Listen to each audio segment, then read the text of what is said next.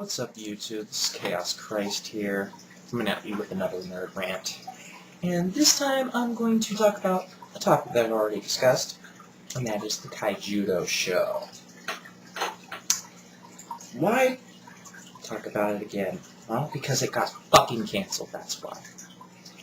So, I'm paying homage to this show, and just to be an analytical fuck like I always am, I'm gonna go over what I like about the show, and the plot lines that were resolved and that remain unresolved. At least the ones that I can think of.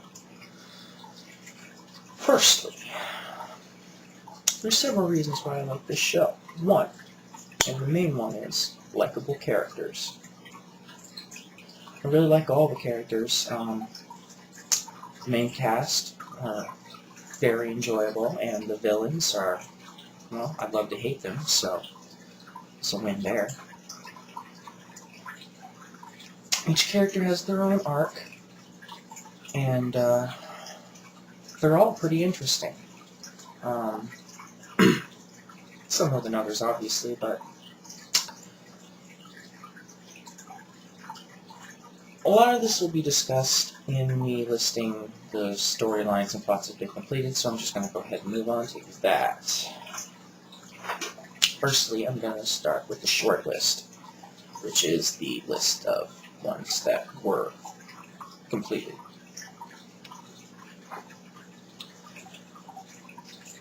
Okay, the first one, and this one was a big fucking plot line from basically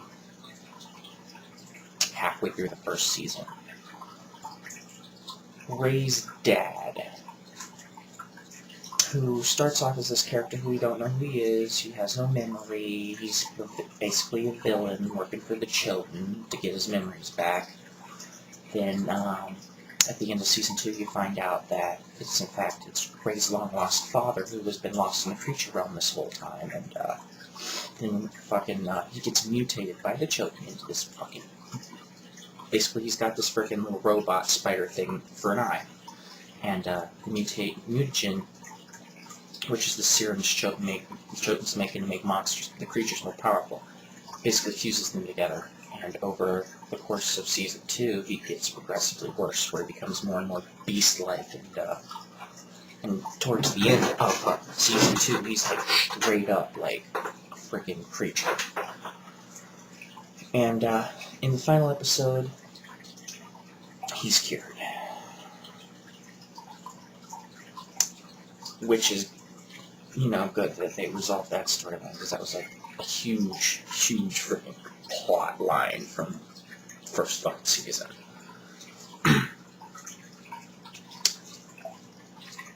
It felt a bit rushed in the resolution, but that is only because the last episode, well, it was rushed. It was obviously rushed. This is their last episode, and they had to finish that storyline.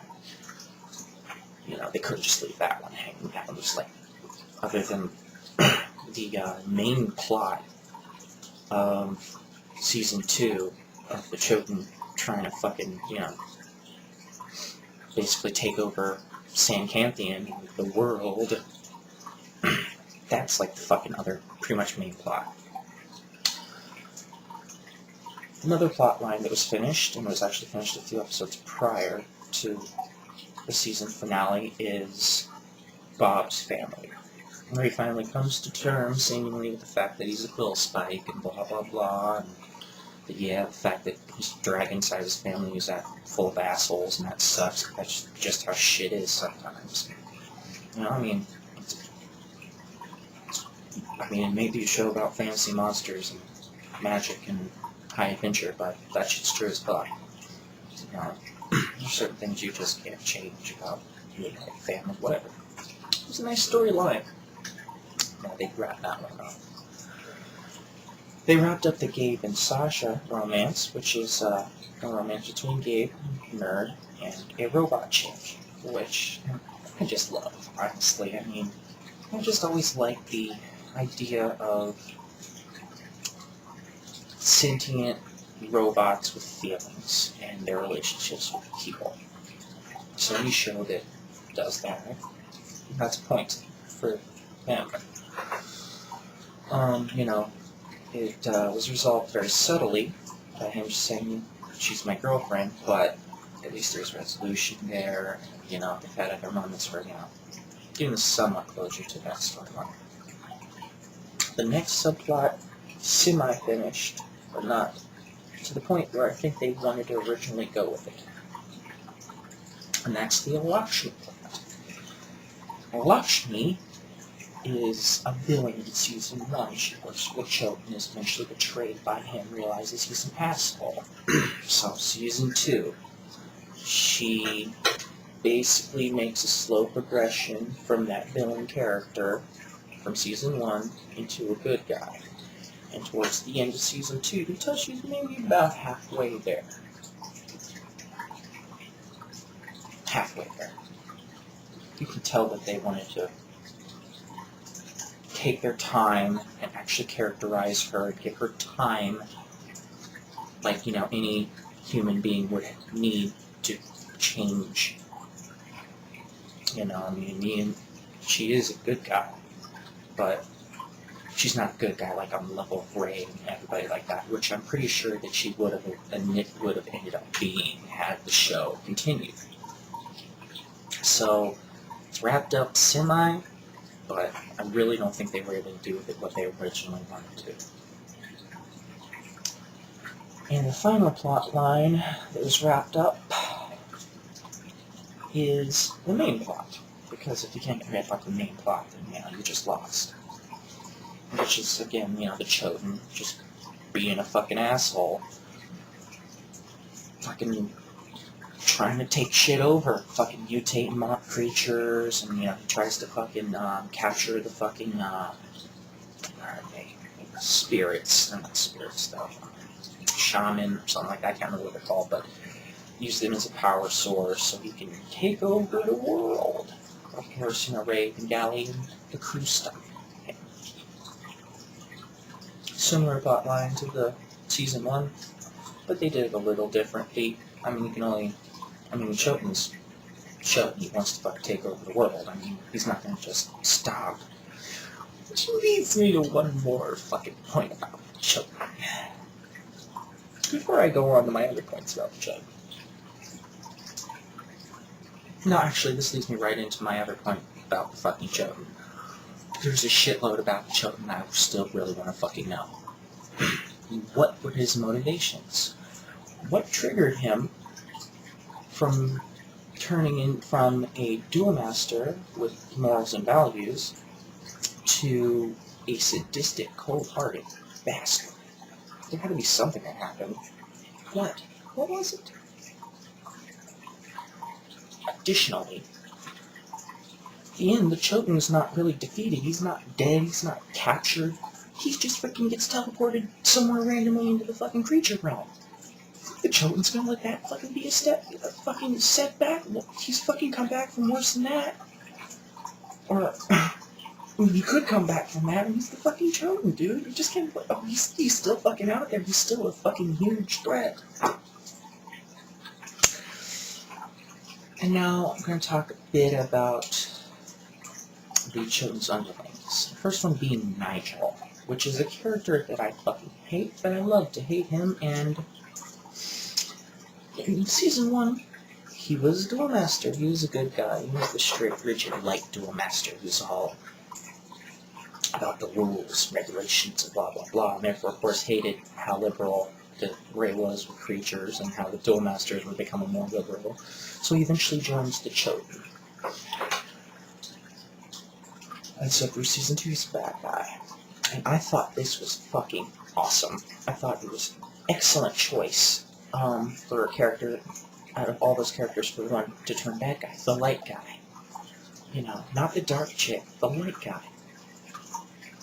You know, kind of flipping up the stereotype there. But, he never got his comeuppance. Him and Tierra, who I'm going to talk about next, just kind of got teleported off somewhere, and you don't know what happens to them. I mean, they don't get, you know, punished for what they did, or, you know, it's just, Nigel never really is like, oh, well, shit, guys, I'm sorry. It turns out I was kind of fucking wrong. And then next is Tiara, who's a character who's introduced in Season 2.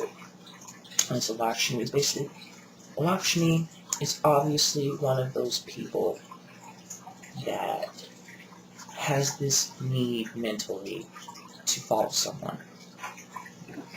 First, the children, she can't follow him anymore, so she just latches onto this frickin' random chick she meets. In prison. The prison and the fire nation's fucking ship or whatever. And so, basically, this chick is like the man in the iron mask, only it's her whole body that's covered in fucking iron suit thing. Mana-dampening armor. So, a few episodes progress, and eventually the armor's removed, and it's revealed that she is the children's long-lost girlfriend. Well, I thought that was... I don't know, that was one of the few storylines I was kind of iffy on. But at the same time, you know, they could have done something with it, they just didn't have the time. I mean, she was basically her actual character, a revealed character. It wasn't introduced until like midway through Season 2. So, basically, she just straight up's like, oh yeah, you're my old boo, so I'm fucking gonna team up with you, even though, it's never really revealed what her, allegiances were before she got trapped in the creature realm were. I would assume to the Duel Masters, because it seemed to be indicated that that happened before the Choten left and became a bad guy.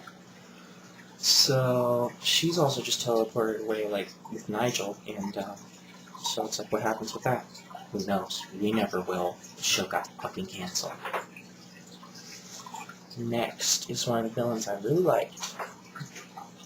I'm probably going to butcher her name, even though I've heard it pronounced a million times. Margera. She's this darkness creature chick. And, basically, she's a villain through basically about halfway through Season 1, all the way pretty much through Season 2. And she's just given a one-off in the last episode, but it's nothing. I mean, she's like, why are you here? Well, I was coming to get vengeance or some shit like that, so because all the bad guys are attacking, so but she's got to be there. She gets defeated like it's fucking nothing. And this leads me to my next point. Hot Jaha, what the fuck? This whole freaking series, this Darkness Master lady chick, is this old, decrepit, like 2'4" little midget lady. And all of a sudden it's revealed with no foreshadowing whatsoever that she's been under a curse from Margera this whole time that makes her old and short and decrepit, and it turns out once the curse is reversed, she's fucking hot and the height of a normal human being. What? Did they... I don't get it. I really don't understand. I mean, they were probably going to do something with her in Season 3. But Season 3 is not going to happen, so we won't know what it was. There has to be a reason they introduced her. I mean, she's probably written the episode, you know, assuming initially they were going to get a Season 3, but then when they found out they weren't, you know, they kept her in for whatever reason. That's the only thing I could think. Next is Allie's subplot with Margera, or Megara, or whatever you want to call her, I don't know. It's basically like a Luke Skywalker type deal. Is she going to be turned to the dark side? Is she not? There's quite a few episodes, you know, dedicated to that. And, you know, I seem to think, what it led me to believe is that she's going to continue to be characterized this way. And in maybe Season 3 or 4, she would have been turned into a bad guy. Maybe not permanently. I wouldn't think it would work permanently, but for a while. I think that would have been real cool, because of the way they turned Nigel into a bad guy, the way they turned Lakshmi into a good guy. It just seemed to fit, like what would have happened had the show been allowed to fucking continue. But it's not. It's not allowed to continue. Next is Allie's family, and this is her other big subplot. Allie got mommy issues. Her mommy left when she was like a little girl. When she was like, I don't know, 8 or something like that. And so she hates her mommy. And Marjorie's been fucking with her. And her dad got disguised as her mommy in several episodes. We never actually find out what happened, where her real mom is, or anything like that. Additionally, there's a romantic subplot between them. It's not that big, but it's there, and something I would have liked to see something through. I would like to see some kind of resolution. The romantic subplot between Ray's mom and Allie's dad. That would have been cool if they had continued with that. Next, there's another romantic subplot that was not really finished. And it was kind of out of the blue. In season 1, the last episode, Master Chavez and Master Nadia kiss. And it's like, oh, okay, I guess they like each other. That's cool. And it's never mentioned again. I think they like hold hands once or something like that, but it's just like, I would have liked a little insight into their relationship and why they love each other and blah, blah, blah. You know, like they give an insight in all these other people's relationships and all these other characters. I don't know why not. It's kind of like they picked it up just to drop it. Next one.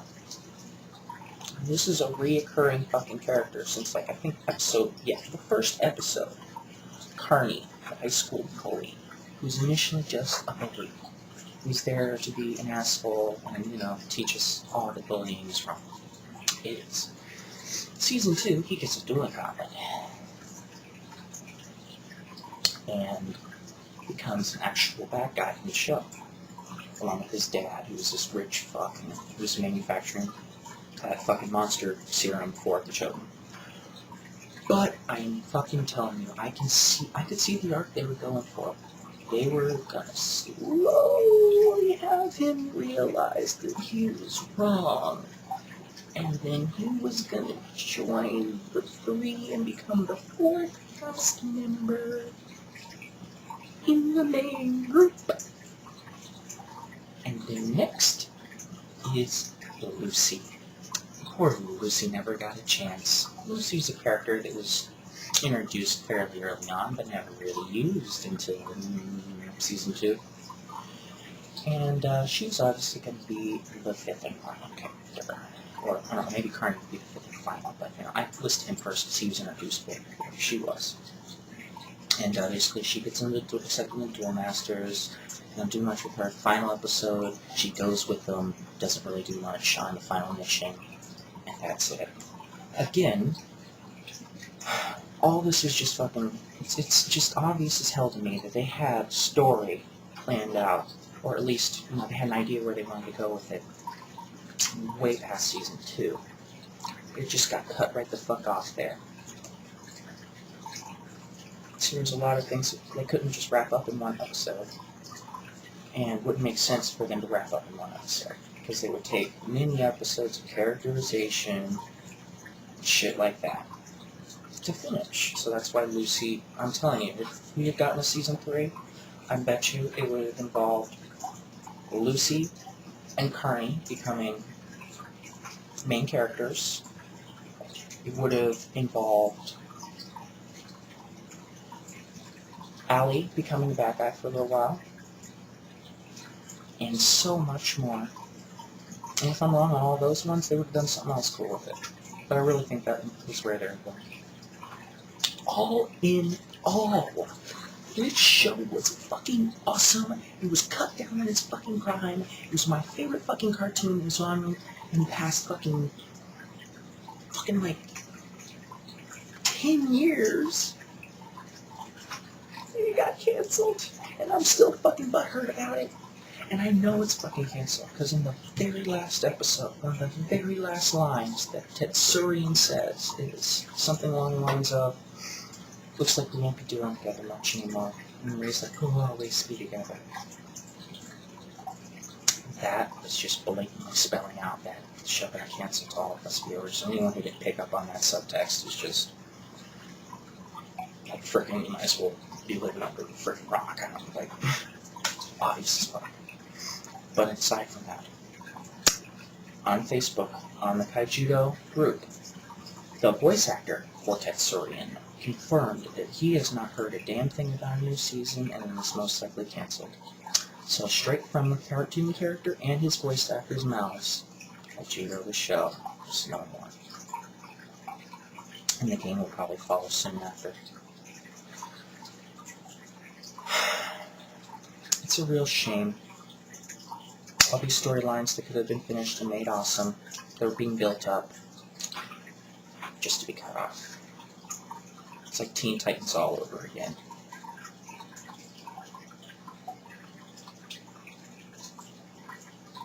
Let this video of a nerd rambling on for probably like 20 minutes about why he fucking likes this show and all these plot points be a testament to how fucking awesome this show is and how it never got a chance. And so you guys who created the show, if you ever see this, thanks for entertaining me. I'm really sorry they canceled your fucking art, guys. Hope maybe someday that you'll be able to make another show equally as good, and that I'll be able to enjoy it, and that it won't get canceled in Season 2.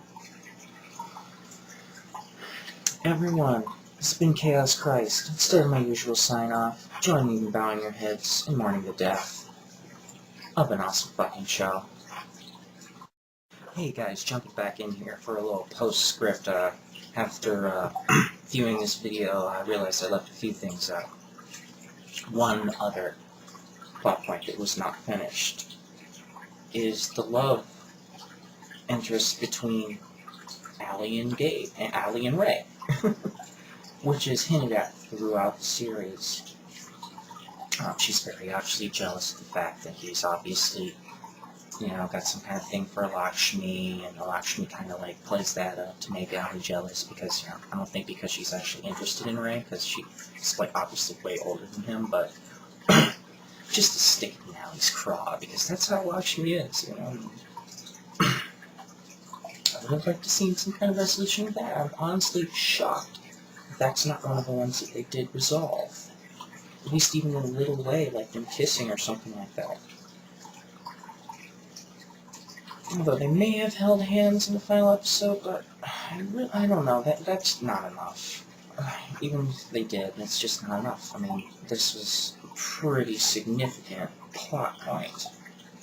And I would have at least liked to got a little something like Gabe and Sasha did, where he at least straight up says, yeah, she's my girlfriend. They almost kissed before, like, way back, but now all that's out of the way. I realized that this whole rant seemed very analytical and maybe a little critical, and I really didn't want to seem critical at all because, despite the flaws, this show is really fucking great. I could have said that, but, it really is. And I'll tell you why I like the characters. I like Ray because he's the person we all want to be. He's the person who's got justice in his heart and never questions himself, really, and just always feels like he knows the right thing to do. He's just a good person. I like Gabe because, one, he's not a black stereotype. He's black, but he's super smart, and he is just basically, he's a stereotype. He's a nerd stereotype, but I mean, he's still awesome. And this monster, Blue, I love him. I love that little thing. He's so freaking adorable. Freaking always saying like, OMG, and shit like that. And it's just so freaking cute, man. And, Tetsurian, of course, he's just a badass. And his character arc, with the whole family and all that was pretty good. Then we have Allie. And she's my favorite out of the main three. Because she's just a snarky little firecracker. And, I like the whole Luke Skywalker thing where she's gonna be dark. Is she gonna get into the darkness? And I really would have loved to see that evolve. Because, one of the episodes they dedicated to it had to be going somewhere. But, yeah, just wanted to add that little extra stuff in because I felt like it needed to be mentioned, and I realized I hadn't mentioned it. The reason I like the Choten as a villain is just, well, one, his voice actor. I don't know his name, I don't know what else he's been in, but damn, does he play maniacal fucking well. He just, like, it's like he's orgasming every word he says at the amount of evil he's doing. And it's just really well done. Good job, guy who voiced the Chosen. Very good job. So yeah, I just wanted to cover the main forecast and why I like them, you know, and that one additional plot point that I left out, because that's kind of a big one. Alright everyone, once again, once fucking motherfuckers! Jesus Christ. Weep with me, bitches!